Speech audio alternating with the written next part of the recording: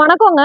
இப்போ வந்து நம்ம ஷட்டர் மிஷினை பேஸ் பண்ணி நம்ம ஒரு பிஸ்னஸா ஒரு ஒரு தொழிலா அதை பண்ணி அது எப்படி லாபம் சம்பாதிக்கலாம் அப்படிங்கிறத நம்ம பார்க்கலாம்.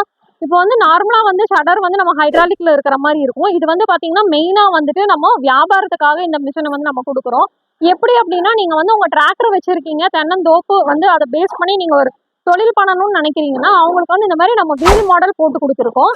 ஸோ இந்த வீல் இருக்கிறதுனால என்னன்னா நீங்க எவ்வளவு தூரம் வேணா நீங்க அந்த டிராக்டரை வந்து ஷட்டர்ல வந்து ஃபிக்ஸ் பண்ணி நீங்க கொண்டு போகலாம். ஈவன் நீங்க ஒரு 30-40 கிலோமீட்டருக்கு மேல இல்லைன்னா ஒரு ஒரு மாவட்டம் விட்டு ஒரு மாவட்டம் எடுத்துட்டு போறதுனா கூட வீல் இருக்கிறதுனால நீங்க தாராளமா அதை வந்து எங்க இடத்துக்கு வேணாலும் கொண்டு போகலாம்.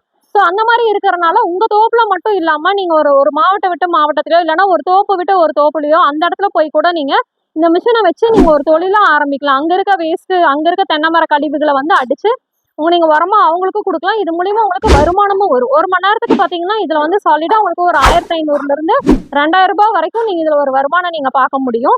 ஸோ அதுக்காக தான் இந்த மாதிரி கஸ்டமைஸ்டு ஷட்டர் வந்து நம்ம கொடுத்துட்டு இருக்கோம். இந்த மிஷினை பாத்தீங்கன்னா நீங்க உங்க சொந்த பயன்பாட்டுக்கும் பயன்படுத்தலாம். இல்லைன்னா நீங்க வந்து வியாபார நோக்கோட நீங்க இதை பர்ச்சேஸ் பண்ணி நீங்க ரெண்டலுக்கு வாடகைக்கு கொடுத்து நீங்க இதுல ஒரு லாபமும் பார்க்கலாம். இந்த மாதிரி மிஷினை வந்து ஆர்டர் பண்ணணும்னு நினைச்சீங்கன்னா ஸ்கிரீன்ல தெரியற நம்பருக்கு கால் பண்ணுங்க. சேல்ஸ் டீம் உங்களுக்கு சப்போர்ட் பண்ணுவாங்க.